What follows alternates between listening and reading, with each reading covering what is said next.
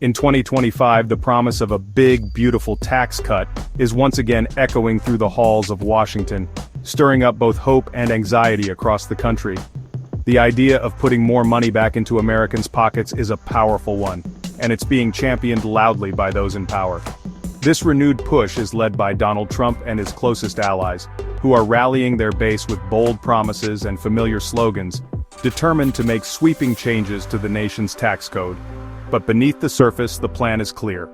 Slash taxes for corporations and the wealthiest Americans, with the claim that this prosperity will eventually trickle down to everyone else.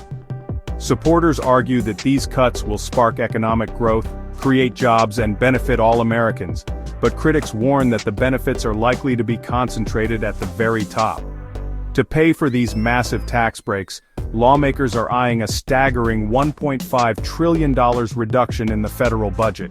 But instead of trimming from areas like defense or corporate subsidies, the focus is squarely on the social safety net, the programs that millions of Americans depend on every day. Programs like Medicaid and SNAP, which provide essential healthcare and food assistance to families, children, seniors, and people with disabilities, are now on the chopping block. For many, these aren't just government handouts, they're lifelines. The pitch from lawmakers is that these cuts are about fiscal responsibility and balancing the budget, but in reality, the burden falls hardest on those who are already struggling, while the wealthiest stand to gain the most. It's a transfer of resources from the bottom to the top, leaving working families to make impossible choices.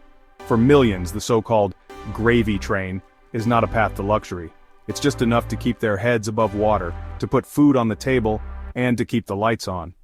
Stripping away these supports isn't about cutting waste or trimming fat. It's about cutting into the very core of what keeps vulnerable Americans alive and gives them a chance to thrive. These are the programs that help children grow up healthy, allow seniors to age with dignity, and give struggling families a fighting chance. In the end, this so-called beautiful bill may look good on paper for some, but for millions of struggling families, it's anything but beautiful. It's a harsh and punishing reality that threatens their very survival. Enter Project 2025, a sweeping 920-page playbook crafted by the Heritage Foundation and a coalition of conservative groups designed to reshape the very foundation of American government. This document doesn't just propose tweaks, it lays out a detailed strategy to radically shrink the federal government's role in supporting vulnerable Americans, fundamentally altering the social contract that has existed for generations. Project 2025 frames poverty as a matter of individual choices and personal failings, rather than acknowledging the complex systemic issues that keep people trapped in hardship.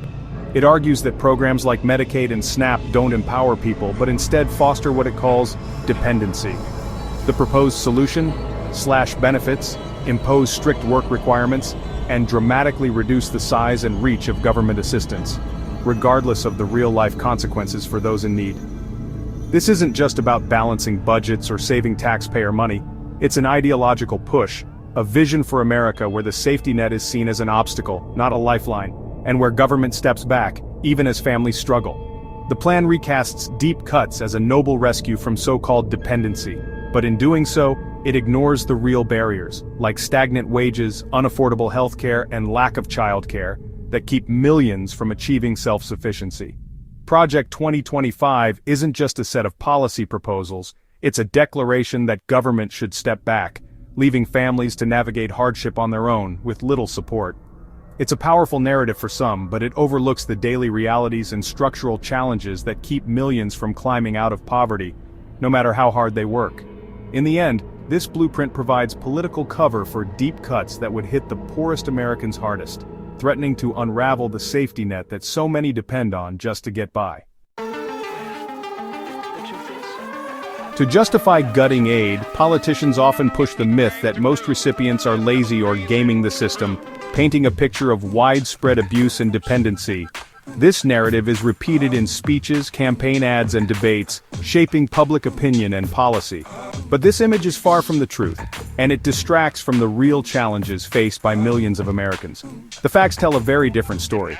Over 70% of working-age adults on programs like SNAP or Medicaid are already working, often in physically demanding, stressful jobs that don't pay enough to cover basic needs. These are the people bagging groceries, serving food, caring for patients, and keeping our communities running, yet their paychecks fall short of what it takes to get by. For those not currently working, the reasons are rarely about unwillingness. Many are living with illness or disability, attending school to improve their prospects, or providing essential care for children, aging parents, or family members with special needs. These are circumstances that require support, not scorn. The real issue isn't a lack of work ethic, it's an economy where 44% of workers are in low-wage jobs, and the minimum wage has stagnated for years, failing to keep up with the rising cost of living. Even full-time workers often struggle to afford rent, groceries, and healthcare. Many low-wage jobs offer no health insurance or benefits, making programs like Medicaid a necessity, not a crutch. Without this support, millions would be forced to go without medical care, risking their health and financial stability. Cutting these programs won't push people into work. They're already working, often juggling multiple jobs or night shifts just to scrape by. These workers are the backbone of our service economy, yet they're the ones most at risk if the safety net is weakened. The safety net isn't a substitute for work, it's a subsidy for employers who pay poverty wages. It fills the gap left by an economy that doesn't reward hard work with fair pay, allowing businesses to profit while taxpayers help workers survive. The welfare queen stereotype is a distraction from the real problem: jobs that don't pay enough to survive. It's a convenient scapegoat that shifts blame away from broken systems and onto individuals who are just trying to get by. Most recipients are essential workers, stocking shelves, caring for the elderly, serving food, who simply can't make ends meet despite their hard work. They are the people we rely on every day, yet their struggles are often invisible. The safety net is what keeps these workers, their families, and our entire economy afloat. It's not about handouts, it's about ensuring that everyone who works hard has a fair shot at a decent life. Dependency on aid isn't rare, it's mainstream. Nearly 1 in 3 Americans, over 99 million people, rely on federal assistance, including almost half of all children. Another 52 million households earn too much for aid but still can't make ends meet, the ALICE population. Nearly 40% of Americans would struggle to cover a $400 emergency. The cost of living has outpaced wages for decades, making basic stability out of reach for millions. The safety net exists because the market fails to provide security for a huge portion of the country. Cutting these programs isn't targeting a small group, it's undermining the stability of a third of the nation.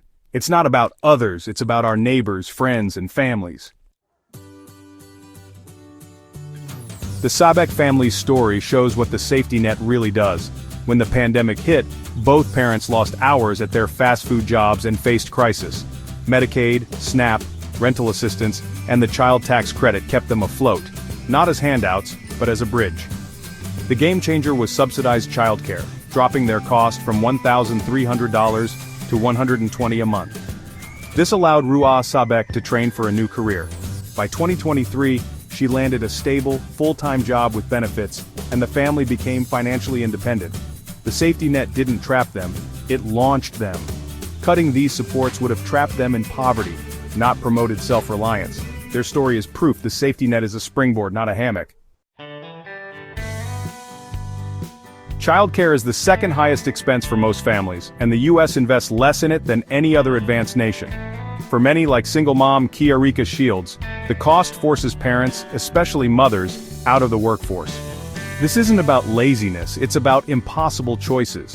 Lack of affordable childcare traps families in poverty and creates labor shortages in critical sectors. It also drives down the birth rate, with long-term consequences for the economy and social programs. Other countries show that investing in childcare pays off. Parents work, families earn more, and poverty drops. For the Sabeks, subsidized childcare was the key to self-sufficiency. Demanding parents work more while ignoring childcare costs is both illogical and cruel. Critics call the safety net too expensive, but poverty itself costs the U.S. up to $1 trillion a year. Child poverty leads to worse health, lower educational achievement, and higher crime, all with massive long-term costs.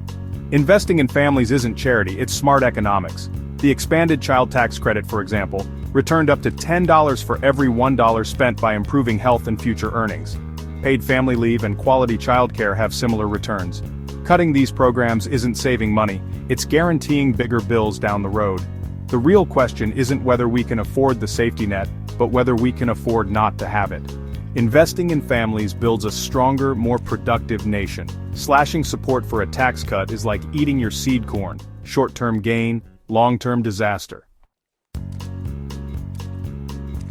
The debate over tax cuts and safety net cuts is about more than budgets, it's about our values. One vision, championed by Project 2025 and figures like Elon Musk, calls for austerity and self-reliance, labeling those who need help as a parasite class. The other vision sees public support as an investment in shared prosperity. The risks of austerity are clear: more poverty, worse health, and lost potential for millions. Decades of research show that programs like Medicaid and SNAP empower people to succeed. Poverty is a policy choice, not a personal failing. The choice is stark: funnel resources to the top, or invest in the health and stability of all families. The outcome will define our social contract for a generation, and determine whether we lift everyone up or leave the vulnerable behind.